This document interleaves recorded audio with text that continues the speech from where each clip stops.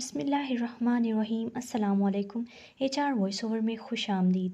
Video کو شروع کرنے سے پہلے گزارش ہے کہ چینل کو لائک، شیئر اینڈ سبسکرائب ضرور کر دیجئے تاکہ ہماری آنے والی اگلی ویڈیو سب سے پہلے آپ تک پہنچے۔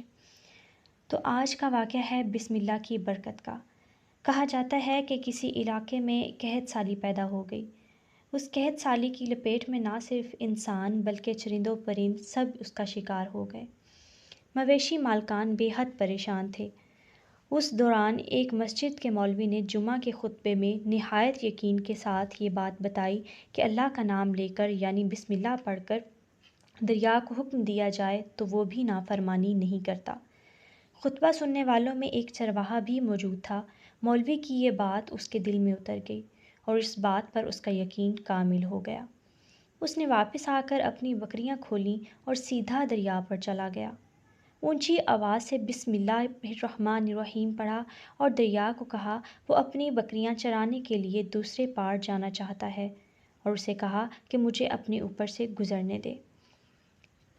یہ کہہ کر اس نے بکریوں کو لیا اور دریا پر چلتا ہوا دریا پار کر گیا۔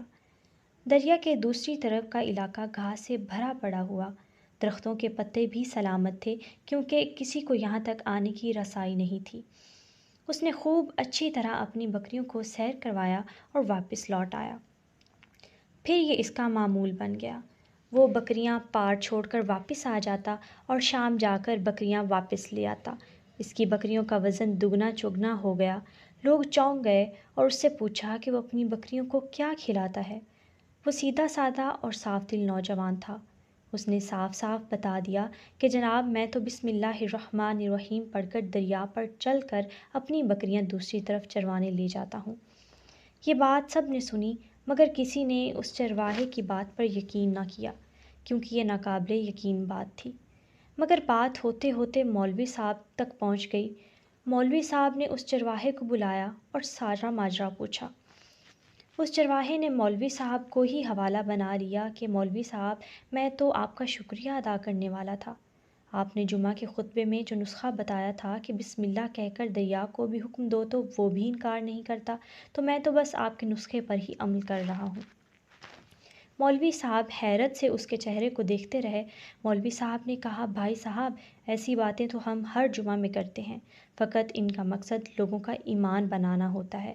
مگر بکریوں والا ڈٹا رہا کہ میں تو بسم اللہ کہہ کر پانی پر چلتا ہوں اور بکریوں سمیت پانی پار چلا جاتا ہوں۔ آخر کار مولوی صاحب نے صبح خود یہ تجربہ کرنے کی ٹھانی، جسے دیکھنے چرواہے سمیت پورا علاقہ بھی آ گیا۔ مجمع زیادہ تھا۔ مولوی صاحب نے ایک دو بار سوچا کہ انکار کر دوں کہ کہیں ڈوب نہ جاؤں، مگر وہ جو مولوی صاحب کو کندھے پر اٹھا کر لائے تھے اب بھی جوش و خروش سے اللہ اکبر کے نعرے لگا رہے تھے اور مولوی صاحب کے حق میں تعریفیں کر رہے تھے۔ آخر کار مولوی صاحب نے اپنے ڈر کو دور کرنے کے لیے ایک رسہ منگوایا۔ پہلے اسے ایک درخت کے ساتھ باندھا، پھر اپنی کمر کے ساتھ باندھا، پھر ڈرتے ڈرتے ڈھیلا ڈھالا بسم اللہ پڑھا اور دریا پر چلنا شروع ہو گئے۔ مگر پہلا پاؤں ہی رکھا تھا کہ پانی میں گر گئے۔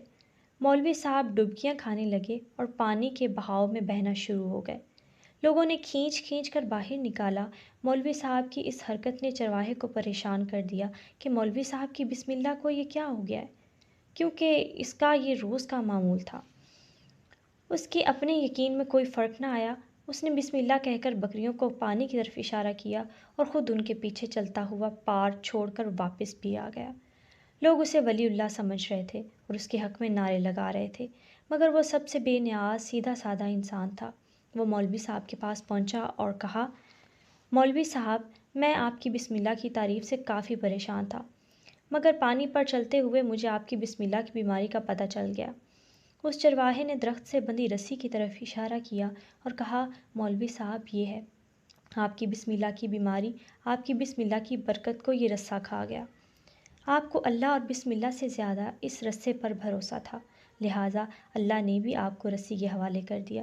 پھر کہنے لگا مولوی صاحب آپ بھی کمال کرتے ہو، میں نے آپ کے منہ سے سنا اور یقین کر لیا اور میرے اللہ نے میرے یقین کی لاج رکھ لی، مگر آپ نے اللہ کا کلام سنا مگر یقین نہیں کیا، لہٰذا آپ کو اللہ نے رسوا کر دیا۔